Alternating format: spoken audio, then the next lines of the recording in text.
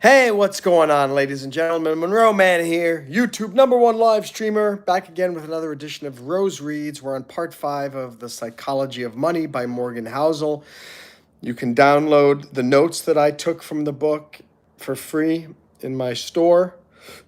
You can also download my top 10 investment myths, also for free. So I hope you will check those out.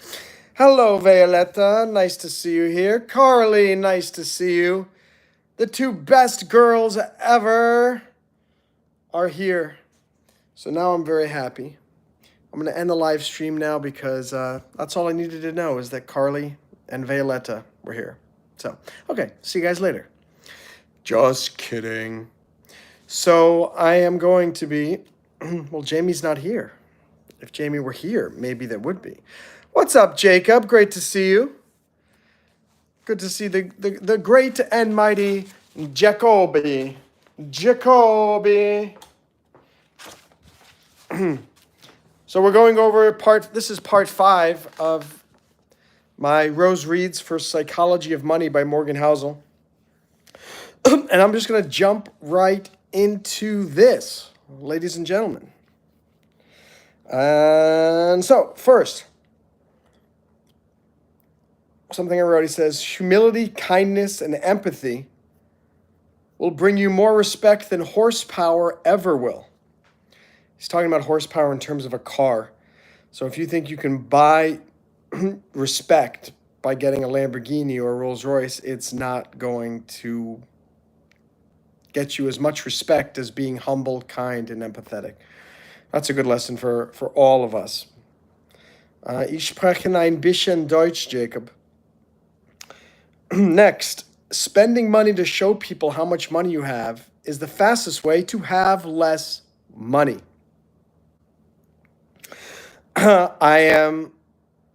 That's a super important one because, especially here in Miami Beach, what do people do? Guys just spend money trying to impress girls. And these guys are stupid enough that they actually spend all their hard-earned money or money that they don't even have on girls who don't care one bit about them. The result being, great, they spent a little time with a girl who doesn't care about him, and now at the end of the day, you're poor $50, $100, $500, $1,000. So the quickest way to being poor is spending money to show people how much money you have. You shouldn't be spending money to show people how much money you have. Violetta gained 30 subs in one day. Every live stream has 40 plus people. Congratulations, Violetta. That's fantastic. And I hope it stays like that forever. As you may know, it was like that for me when I was getting started. Then it changed. I hope it never changes for you. I hope you start with 40 per live stream, and then it goes to 50 and 100. Maybe you'll be one of those people that in less than a year has 350,000 subs. All right, the next note here. Wealth is what you do not see. Think about that. That relates to what I just said there is the earlier thing was spending money to show people how much money you have is the quickest way to have less money. In other words, the wealthy people don't show it off. You probably know somebody who is very, very wealthy, but because of the way they live their life, you have no idea. There's this book, it's a little bit dated, but it's called The Millionaire Next Door. And it talks about how you probably know somebody next door, a neighbor, who's probably very, very wealthy, but because that person drives an old 2005 vehicle and doesn't spend money every single day getting it cleaned. Maybe you see that person mowing his or her own lawn. That person could be a millionaire. On the other side, the people who you see spending lots of money, flashily getting a new car every year, hiring people to do all of their landscaping, that type of person maybe that person's just trying to impress you to make you think that they have money, but maybe they have none. So wealth is what you don't see. That's what Morgan Housel says in this book, Psychology of Money. Wealth is what you do not see. Next, someone driving a $100,000 car may be wealthy, but the only thing you know about their wealth is they have $100,000 less than they did before. And I'm going to talk about something later, not today. I'm still formulating. There's the theory, but there's a difference between being rich and being wealthy. This is my own theory, my own formulation. Wealth is if you didn't get any, if your income stopped today, and Robert Kiyosaki talks about this, how long could you survive at your current standard of living? But Kiyosaki doesn't really talk about what it means to be rich. Well, wealthy is your balance sheet. Being rich is your profit and loss statement. So, in other words, your richness is dependent on your income. Somebody who's rich, let's just say somebody makes $100,000 per month. That person is rich, may not be wealthy, because it depends how much money is that person spending every single month. If $100,000 comes in every month and $100,000 goes out every month, all right, that person's rich, but not wealthy. Because that $100,000 is getting replenished every month. They can live a $100,000 a month lifestyle, but only as long as the hose continues to release water in terms of income. Now, the better strategy, now on the other hand, someone who's wealthy may have lots of money in the bank, but maybe that person's earning nothing. It's all about how much money, how much liquid cash does that person have that could sustain that person's standard of living. The best situation is a combination of both. Try to become rich by getting a huge income, but then only spend a small fraction of that. If you're making $100,000 a month, guess what? Live off of $5,000 of that and put $95,000 a month into investments, savings, and other asset producing or income producing assets. And that's being very, very, very, very smart. It is funny, Violetta. I don't know even if you're still here. I mean, how funny! Like you have 100 subscribers and you're getting 40 plus people on all your live streams, and here I am with nearly 5,000 subs, and I have 1 to 2 people watching. I have no idea. It's so fickle, and I feel like I have no control over it. That it's very likely that. Who knows? No problem, Carly. See you later. I don't know where everybody is. It's weird. It's 10:30 on a Monday night. Usually there's a bigger crowd. All right, the next note from this book, The Psychology of Money. Wealth is the nice car not purchased, the diamonds not bought, which is basically what I just said.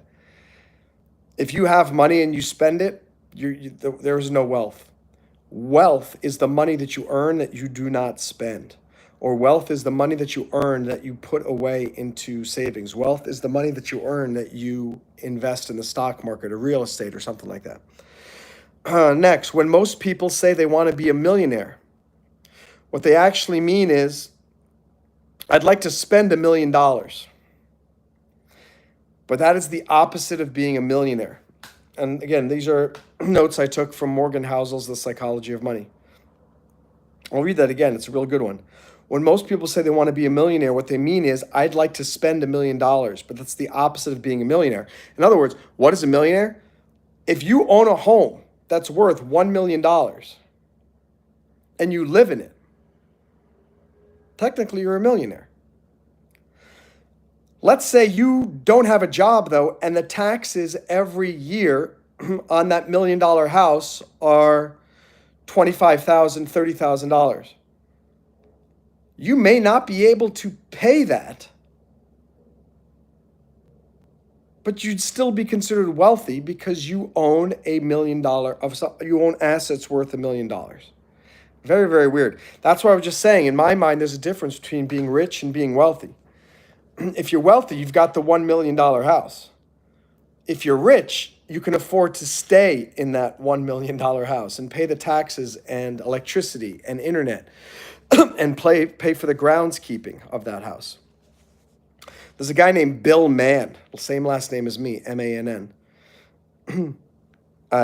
And no relation, but he says, quote, the way to be rich is to spend money you have and to not spend money you don't have. But I disagree with that. So that was one of the quotations that he put in the book.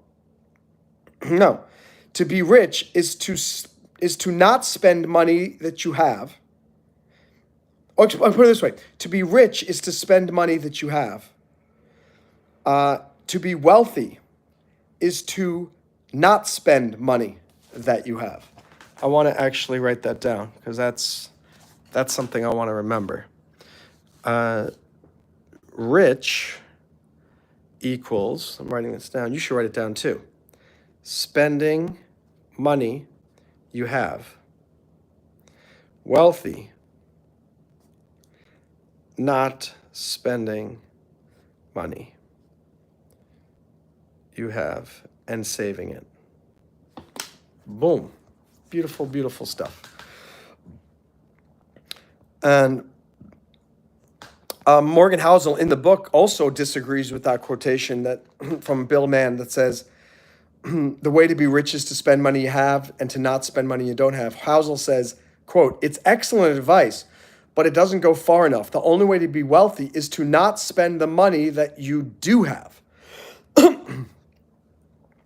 Don't spend the money that you do have. So anytime, if you want to become wealthy, don't spend the money that you earn. If you want to act like you're rich, earn $1,000, spend that $1,000. But that's not a good strategy. So, as I said, rich is somebody who has current income. Wealthy is somebody who has assets. Okay, next note from here. When we see the fancy lives of others, we don't see their wealth, we see their richness. We see their cars and clothing, not their savings, investments, or retirement accounts. That's why you can't judge somebody's wealth by what they're spending. Someone who spends a lot of money, they could be spending their entire life savings. They could be spending money on credit cards. They could be spending parents' money. They could be spending their child's college fund.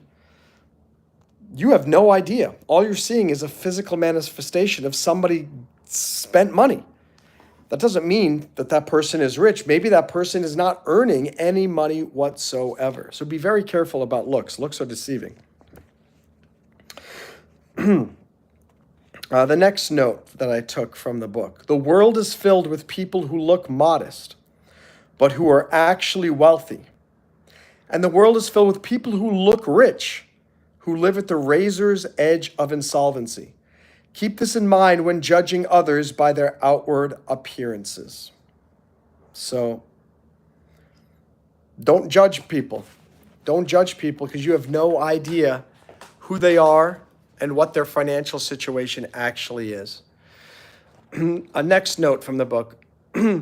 Building wealth has little to do with your income or investment returns and lots to do with your savings rate. I've read this in many, many books that you don't need to learn about investing and the stock market and real estate and all that stuff to become wealthy. All you need to do is save more money than you spend every single month. If you make $3,000, only spend $2,000 of it. Put $1,000 in the bank. That doesn't sound like a lot, but let's do the math. $1,000 after a year, $1,000 a month after 1 year is $12,000. Let's just say you take $12,000 and let's say you're working for 30 years times 30, $360,000. That's just from a measly $1,000 a month saved. If you just save $1,000 a month, that's it. You've got $360,000 30 years from now. That's enough to buy a house. That's enough to live for a reasonable amount of time, depending on how much your expenses are. Next note from The Psychology of Money by Morgan Housel. The world grew its energy wealth surplus not by increasing the energy it had, but by decreasing the energy it needed. What's up, Angel? No, it's not Rocco, it's Monroe. How are you? Think about that. How do you build a surplus? By reducing the amount that you use on a daily basis. No matter how much money you're making now, you don't even need to increase your income. If you can reduce your expenses by 5%, and then you put that money into savings, in investments, boom. Now you've got disposable cash that you can use to grow your nest egg, to grow your vacation fund, to grow your whatever fund. Next, while investments can fail, you can't fail when you save money. And I put in parentheses, assuming that the money itself doesn't lose its value. But like, you cannot lose by if you just save $100 a month and then you buy gold with it. That's an amazing investment. You can't lose. Of course, if you lose the money, that could be a problem. But as long as you don't lose the gold, you're good. Moving on, spend less. There are professional investors who grind 80 hours a week to add 1/10 of a percentage point to their returns, when there are 2 or 3 percentage points of lifestyle bloat in their finances that can be exploited with less effort. What does he mean? All these people are spending all this time trading stocks, trying to make money, trying to make a little bit, blah, blah, blah. Instead, if they just reduced 3% of their expenses, they would actually be doing better than trying to get 1/10 of a percentage point of gains. Next, past a certain level of income, what you need is just what sits below your ego. There's this study that they did maybe 10, 15 years ago, and it tracked people right out of college and how much money they were making. So some of them started with like 30,000, some of them with 40,000, whatever. And they had them do a happiness test every time they got a raise of $5,000 or more. So, yeah, wise words, Pit Maple. Operate on content and the rest will be easy street. Every $5,000 increase in income increased somebody's actual tangible happiness. But once their income reached $75,000 a year, there was no increase in happiness, more money. When it went to 100,000, same happiness. 200,000, same happiness. Which again, I'm going to repeat what he said here is, past a certain level of income, what you need is just what sits below your ego. Meaning beyond $75,000, it's really just your ego that is pushing you to make more money. Because you don't need it, it's not going to make you any happier. Related note, the easiest way to increase savings is not to raise your income. It's to lower your ego and raise your humility. Stop peacocking. Peacocking is what people do to impress others. A peacock, in order to gain the affections of the female, the male peacock will show all his feathers and look all beautiful. So what do guys do? They try to buy fancy clothes, buy dinner for girls, drive around in a Mercedes or a Tesla or a Lamborghini.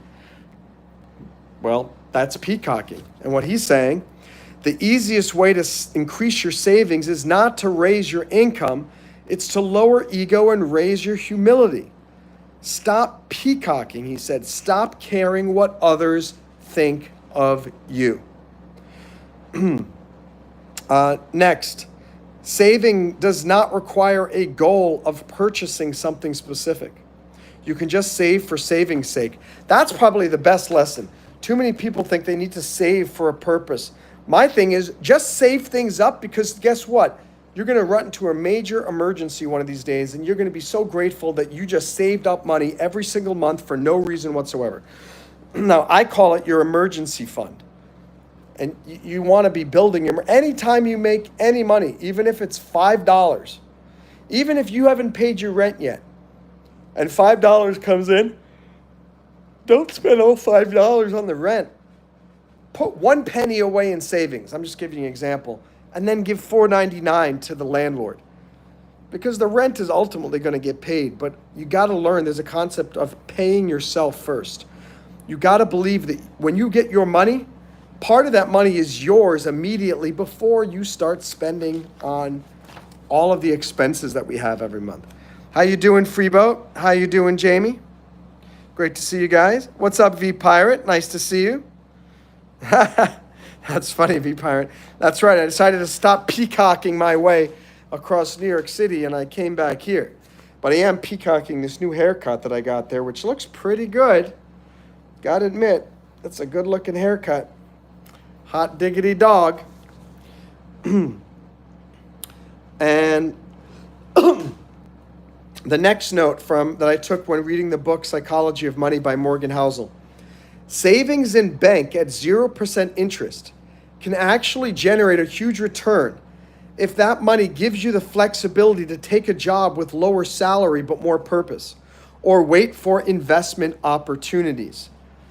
That's why, I have this argument a lot, but people always say, Monroe, why are you telling me to get an emergency fund and keep cash just in the bank, or keep cash under the bed, or to have gold? That's just, everything's getting inflated. Stop looking at money as stop looking at rate of return as just a financial construct. It's an emotional construct too, and an independence construct. As I told you many times, why am I why was I able to quit my job as an attorney about 9 months ago? Because I had money saved up. Money that was not getting me any interest, quote unquote, but it was there and available for me when I need it now to take care of business. Jamie says, my internet out, so I won't be here for the whole thing. I'm sorry to hear that, Jamie. I hope it gets fixed soon. Looking pretty sharp. Just need to get some Dapper Dan pomade. Yeah, I got to put some pomade in there. I do have a nice shirt on, looking pretty classy today. Jamie, I say in the mattress because that's what Flora keeps talking about. Flora Bootner. She says that she's got a big savings of cash in her mattress. Pip Maple says, expectations come with drive and determination. Ultimately, it's about time and commitment versus the work and the balance. Well said. Absolutely. And V says, I try to keep $10,000 in savings. That could be enough or it could be not enough. It really depends on how much your monthly expenses are. If your monthly expenses are $10,000 a month, that is not enough for you to have in savings. If your monthly expenses are $200 a month, then maybe $10,000 is too much. Maybe you should invest some of that. Ideally, you should have at minimum 3 months, ideally 6 months. And if you really want to protect yourself, 1 year of savings. What's up, Angel? Well, don't be mad at Sam. Sam is just looking out for you, Angel. He's always looking out for you. Okay, the next note.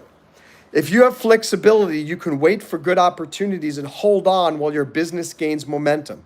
That flexibility comes from savings. Exactly what I'm doing here with this YouTube channel, with my business break diving.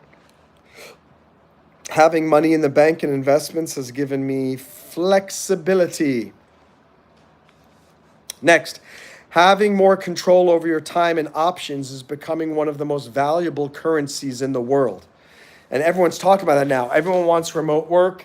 Everybody wants the ability to take off when they want. People want to have more vacation time. I mean, gone are the days when you would work like 9 a.m. to 6 p.m., 6 days a week, and be worked in slave labor conditions. It still exists, but people don't want to put up with that anymore. But you do have to put up with it if you don't have any financial option because you haven't saved up enough money. Right? Right. Next, do not aim to be coldly rational when making financial decisions. Aim to just be pretty reasonable. Yeah, emotions have to come into play. You want to mix logic and emotions, and that's a very good argument. Let's see. V-Pirate says, my monthly expenses are less than 1,000. I envy you, V-Pirate. That is fantastic. I used to have monthly expenses of less than 1,000, but sadly no longer. V-Pirate, if you have flexibility, then certain opportunities may present themselves to you, right, Jamie? And yeah, 100%. And it's not so much that if you have flexibility, certain opportunities may present themselves. It's more like if you have flexibility, when certain opportunities do present themselves, you're going to be in a position to grab onto them.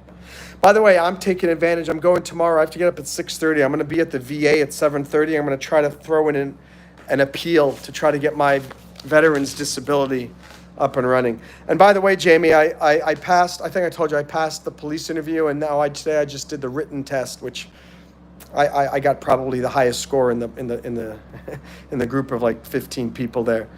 But we'll see. And then I have to do the fitness test in about 3 to 4 weeks. And then after that, it's the background check and psych eval, which that's where I get into trouble. I don't know why, but if I don't get selected, that's probably going to be why. So I'm already looking at alternative options because I'm not expecting it to go well. This is a great one. He said, Morgan says in the book, things that have never happened before happen all the time. That's a Black Swan event. Again, there's a book called Black Swan by Nassim Nicholas Taleb. And the idea is, don't get cocky and think that'll never happen, or that'll never happen to me, or there's no way that this is going. Guess what?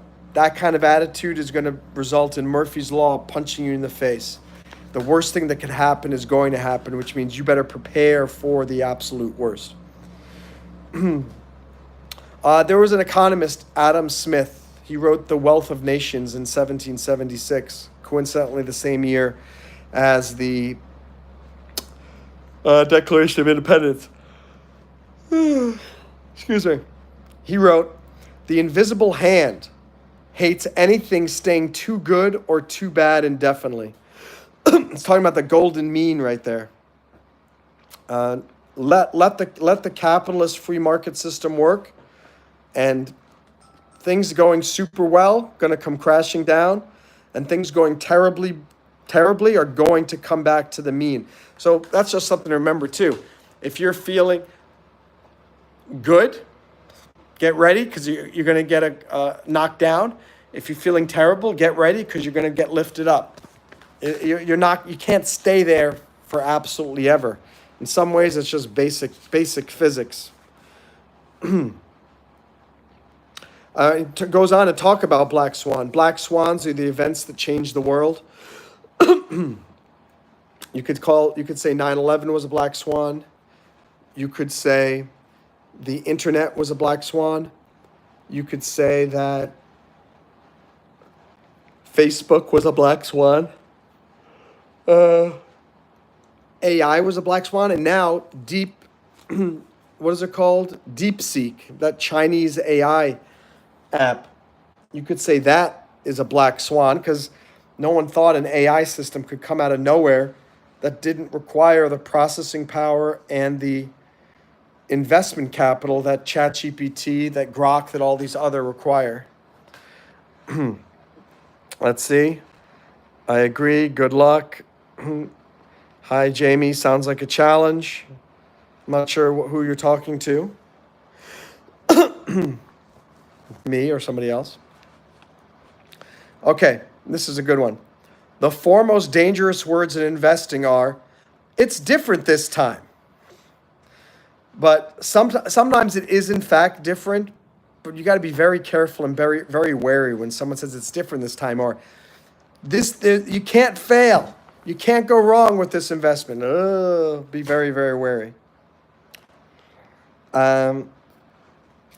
Next, there's never a moment when you're so right that you can bet every chip in front of you. You always have to give yourself room for error. That's good for life in general. Moving on, same topic. You need a margin of safety, according to Benjamin Graham, who wrote the book, The Intelligent Investor. He said, your margin of safety is the only effective way to safely navigate a world that's governed by odds, not certainties. I told you that I'm looking into doing Iron Condor and Iron Butterfly and weekly options. I'm looking, and I think I found a trading platform that'll let me do paper trading. Unless we trade with a simulated $200,000. This way I can do that for a week, a month, or a couple of months, and just see, did I lose all the money? Or, hey, did I increase the 200,000 to 210,000? If I increase the money, I know I can start using my own money. If it went from 200,000 to 10,000, that's a big, big problem. Thank you, Jamie, to help me with my 3-month emergency fund. By the way, Jamie, I love your clever excuses for, your clever reasons for super chatting me. Thank you so much. 91. $1.99 emergency fund. Funny, I thought we were going to get, I don't know, maybe we can. I wonder if we're going to get this all filled up before the end of the month. We've got a good 6 days. Today's the 26th, so 26th, 27th, 28th, 29th, 30th, 30th. 6 days. I think we can fill that up. As I mentioned, my hope is we can at least get to $400. We need $30 more, or 30, 29, like $28. Oh, Trump is really working to remove taxes on tips. I'm wondering, is YouTube going to classify these super chats as tips? On one hand, you could argue that they are, in which case I shouldn't have to pay tax on them. But on the other hand, YouTube is sending me as like his 1099 miscellaneous income, so I'm not sure. Yeah, Angel, if they want you to stay at the hospital for some tests and stuff, that's I'd say that's not a bad thing.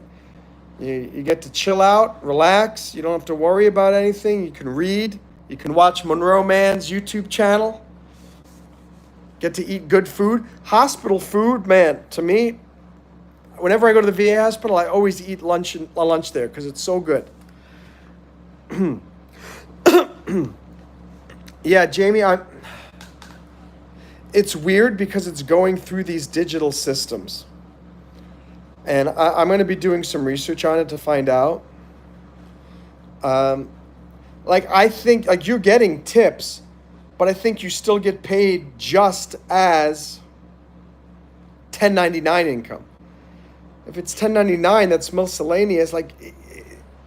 Could 1099 be considered, could taxes be considered 1099 miscellaneous income? So we need to figure that out. And we should know that. Shortly. I'm pretty tired. Probably going to do a few more of these, a few more little bits of wisdom and then head off because I got to get up at 6:30. Room for error allows you to endure a range of potential outcomes. The biggest gains occur infrequently. either because they don't happen often or because they take time to compound. So the first type, the big gains that don't happen often, that's like Bitcoin. You bought Bitcoin in 2016, you're a billionaire now. But you can still make a good deal of money when you just invest regularly, like in the S&P 500, which I always recommend. Over time, if you just keep investing in the S&P 500, you're going to make off pretty well. By the way, just a reminder to everybody, if it looks, to me, I can see the $1.99 up on the screen here. Oh, feels so good. Just, it makes me feel like, not even if it's even just $1.99, it's like, awesome. I made some money from this. It wasn't me just talking randomly to people who may or may not actually care. So thank you, Jamie, for putting a smile on my face and $1.50 into that emergency fund. Next note here, the person with enough room for error, cash, gives you an edge that prevents you from being wiped out from a bad investment. That room for error is your emergency savings account. The bad investment could be anything. Let's say you get fired from your job. Well, then that job itself was a bad investment because they let you go. If you've got a big emergency savings account, you got a huge margin of error to keep things moving forward. Everything in life. Again, I'm not going to start doing random, complicated iron condor options that has 4 different option trades that happen all at the same time. I don't want to lose my shirt. I don't want to lose all my money.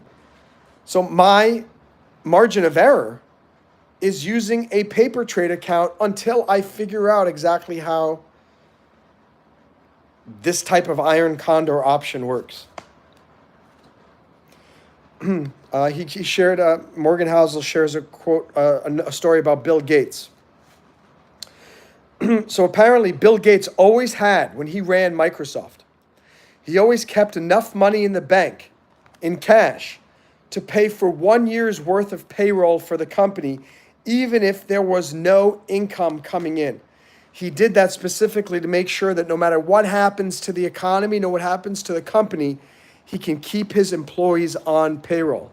And apparently the same thing with Berkshire Hathaway. That's Warren Buffett's company. At Berkshire Hathaway, they always have ample cash set aside. Warren Buffett said, when forced to choose, I will not trade even one night's sleep for the chance at extra profits. Never trade one night's good sleep for even the tiniest share of extra profits. So I manage my mom's investment account, and there's a reasonable amount of money in there, and I'm able to sell covered calls on the S&P 500. And remember I told you I lost all of my stock. This was back in 2020, and I didn't think I was selling covered calls, and I never there was no way the stock could go to zero from $14. It went to zero and got delisted. Because of that lesson, I've become very conservative, but I'm able to sell covered calls on the S&P 500 now. Maybe every time I sell the call, maybe it's $10 coming in, $5 to $10. But if you add that up, I mean, that's, let's just say an average of $7, and you do it 17 times a month. That's $119 a month from about 5 minutes every 2 days. And I do it in such a way, and I could take much bigger risks and potentially make $100 per day instead of the 5 to 10. But I don't want to risk that the stock gets called away. And I don't want to have to deal with the tax ramifications of that. And it makes me unable to sleep if I think, oh gosh, and then I keep checking What did the S&P 500 go to? What did the S&P 500 go to? Read Warren Buffett's. He said, when forced to choose, I will not trade even one night's sleep for the chance of extra profits. I've learned my lesson, and now I'm really good at doing the covered calls, and I don't lose. Haven't lost in 4 years because I'm being conservative and I'm making sure I don't lose a night's sleep. But how did I get to this place? I got this place by screwing up big time. So even when you mess up in life, if you can learn a lesson from it, you will get an opportunity again in the future if you keep your eyes open.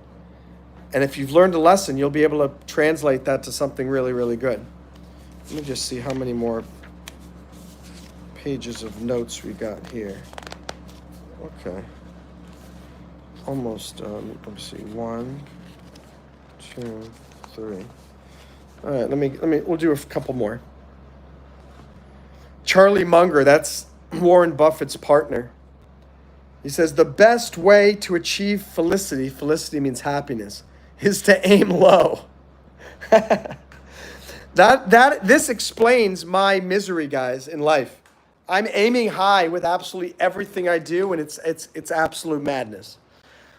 The best way to achieve felicity is to aim low. How you doing, 1983? How you doing, Galaxy? Do not fall for optimism bias in high risk taking. Do not attach yourself to favorable odds when the downside of failure is completely unacceptable. As I told you, this is why I only shoot for $5 to $10 gains on every covered call I do on the S&P 500 now, because I don't even want to risk the chance that I'm going to lose it. So, next, you have to take risks to get ahead, but no risk that can wipe you out is ever worth taking. Wise words. We systematically underestimate risk. More wise words. Oh, and this is a good summary for all that we're talking about here. In order to succeed, you have to first survive. That's what remember Warren Buffett's rule number 1, never lose money. Never lose money. So you always have to have that margin of safety. 3 more notes and we'll call it a day. The biggest single point of failure with money is a sole reliance on a paycheck to fund your short-term spending needs, with no savings to create a gap between what you think your expenses are and what they may be in the future. I'll read it again because that's a lot to take in.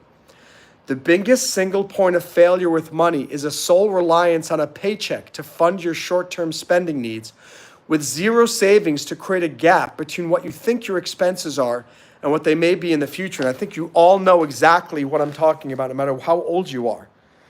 You think something's going to cost you this much, and guess what? It costs $10 more. You think they're only going to increase your rent or your mortgage payment by this amount, and they increase it by this amount.